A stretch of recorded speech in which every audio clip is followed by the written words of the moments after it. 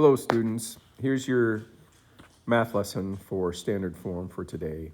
When you were finished watching this screencast, you should be able to write linear equations in standard form, and you should be able to graph standard form equations by using the intercepts.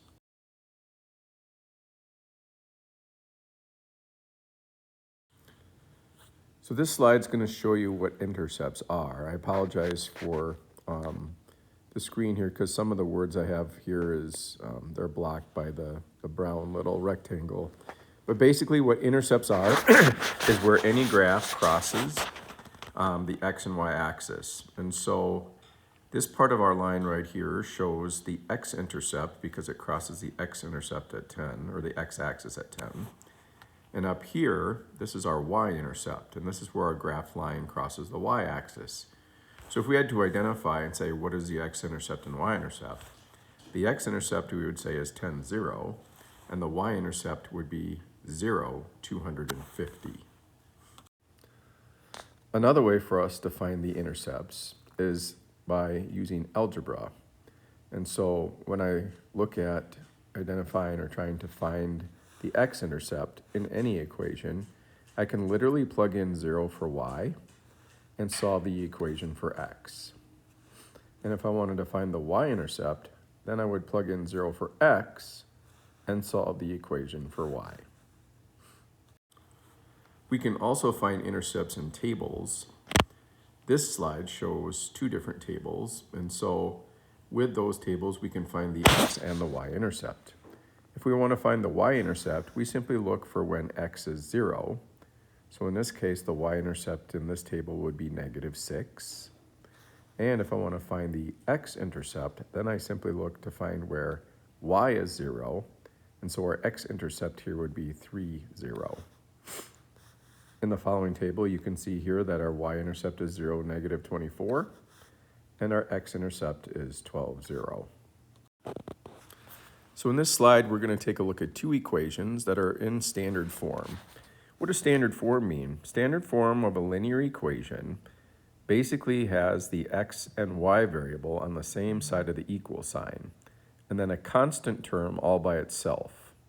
So in standard form, we basically say ax plus by equals c. So in this case, our a value is going to be 4. Our b value would be -1 because this is a minus, and our c value would be 4. In this example, our a value would be 2, our b value would be 6, and our c value would be -12. So what I can do with these two standard equations is I can graph them by using or finding the x and y intercepts.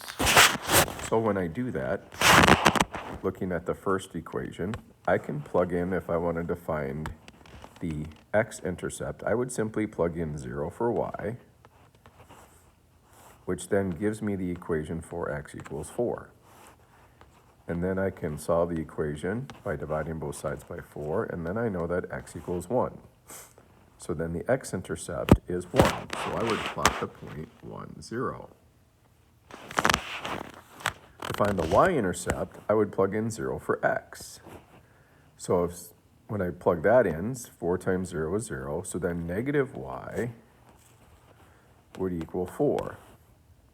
If I multiply both sides by -1, I get positive y equals -4. So the y-intercept would be at -4. And from there, then I can connect those 2 points and graph my straight line. In the second equation, we have 2x plus 6y equals 12, or -12. To find the x-intercept, I'll simply plug in 0 for y. 6 times 0 is 0. That leaves me with the equation 2x equals -12, and x would equal -6. So then I would plot the x-intercept at -6. Finding the y-intercept, I would plug in 0 for x. That would leave me with 6y equals -12. Divide both sides by 6, y equals -2. Plot the y-intercept at -2. Connect my two dots, and now I've graphed my linear line. So as you can see, graphing with the intercepts, again, when my equations are in standard form, this only works when you're dealing with standard form. You can see it's quite easy and quite fast.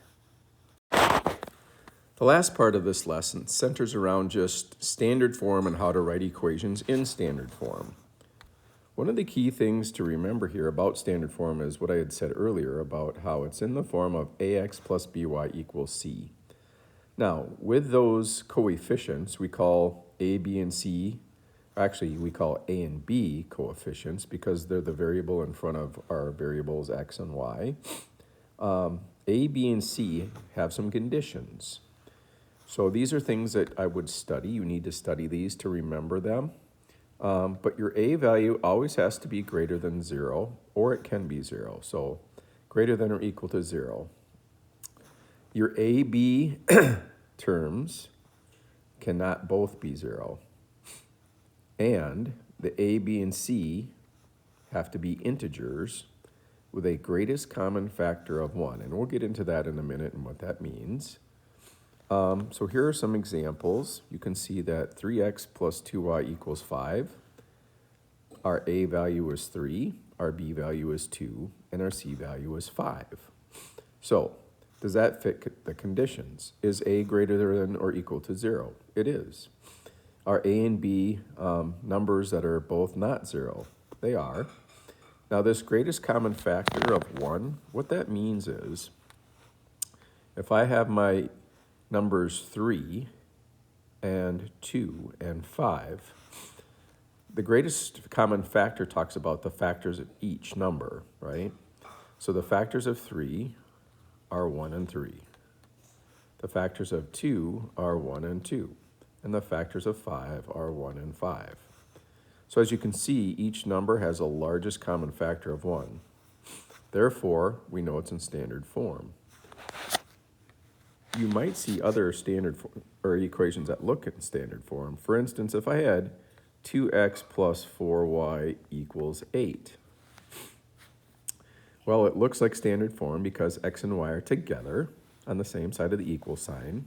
We also have integers. 2, 4, and 8 are integers. Our a value is greater than or equal to 0. Both numbers are not 0.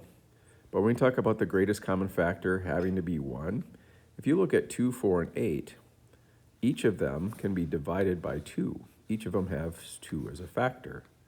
So what I would need to do to turn this in standard form is to divide them all by 2. So I have the equation x plus 2y equals 4. So basically what that means is that equation in red is the exact same equation as blue. And if you were to graph both of them, they would graph the exact same line. So in this slide, we're going to show you then how to take any equation that's linear, taking a look at the pieces of it and rewriting it in standard form. So here we have 2y equals 3x plus 6. It kind of looks like slope-intercept form, except we have the 2 in front of the y. So if I want to write this in standard form, again, one of the major things we need to remember is it has to have this format of ax plus by equals c, where the x and the y terms are on one side of the equal sign and our constant term is alone on the other side. So we can change this equation, 2y equals 3x plus 6. And we need to do that by simply doing the same equation strategies or equation solving strategies that we've done all year. We simply manipulate the equation. So the first thing I would need to do is get the 3x's from the right side and get them over to the left side. And I can do that simply by subtracting 3x from both sides. So then what happens is we get negative 3x plus 2y equals 6. Now that looks like it's in standard form. It has the x and the y together. If you take a look at our numbers, negative 3, 2, and 6, they are all integers. But if you focus in on our a term, remember how we said it had to be greater than or equal to 0? Here's a number that is less than 0. So what we need to do then is make this, instead of a -3, a +3. And I can mathematically do that simply by multiplying every single term by -1. So then that becomes positive 3x. This now becomes a -2y, and this equals a -6. And now what I have is one final thing to check. Is the greatest common factor of 3, -2, and -6? 1. The factors of 3 are 1 and 3. The factors of -2 are 1 and 2, or in this case, -1 and 2, or 1 and -2. And then the factors of 6 are 1 and 6 and 2 and 3. So we have to make sure that if we're going to divide these all, we have to divide them all by the same number, not just 2 of them or 1 of them. So when I look at this, we can see that this now is in standard form because the greatest common factor of 3, -2, and -6 is 1. Here's a couple more examples. You might want to pause the video right now and try them for yourself and then press play to see if you're right, or you can continue to follow along. So in our first one here, we have x equals 1/2 y plus 4. So a couple things we need to do. We need to get the x's and the y's together on one side of the equal sign. I can do that by subtracting 1/2 y from both sides. That gives us then x minus 1/2 y equals 4. Okay, so now I have the x and the y on the same side of the equal sign. So we're good there. Now I got to take a look at the rest of the rules. My coefficients, here for the x, we have the number 1. We have a coefficient of -1/2 in front of the y, and then we have 4. So as you can see, not all of these numbers are integers. This -1/2, okay, is a fraction. So how do we get rid of the fraction? Well, again, we can use manipulation to do that. And all I need to do is simply multiply every single term by 2. When I do that, I get 2 times x is 2x. 1/2 times 2 is 1, so just 1y. And then 4 times 2 is 8. And again, I want to just point out that even though we multiplied all these numbers by 2 and now have different numbers down here, this equation right here will graph the exact same line as this blue equation right here. So we have integers for our 3 a, b, and c's, right? A, b, c, all 3 integers. And is the greatest common factor of those 3 1? And when we look at it, the factors of 2 are 1 and 2. The factors of 1 are 1 and 1. And the factors of 8 are 1 and 8, 2 and 4. Therefore, we have standard form. In our next example, you can see that we have x and y on the same side, but again, we have this fractional problem here. And this time, we have 2 denominators. We have 2 and 4. And so I need to think about a number because, again, we can't have fractions. These numbers have to be integers. What can I multiply all 3 numbers by so I can get rid of the 2 and the 4? And so basically, you need to look at least common multiples. And the least common multiple of 2 and 4 is 4. So all I would need to do then is simply multiply every single term by 4. So 1/2 of 4 is 2, so there's 2x. 3/4 times 4, you would simply go 4 divided by 4 is 1, times 3 is 3. So that becomes minus 3y. And then 4 times 1 is 4.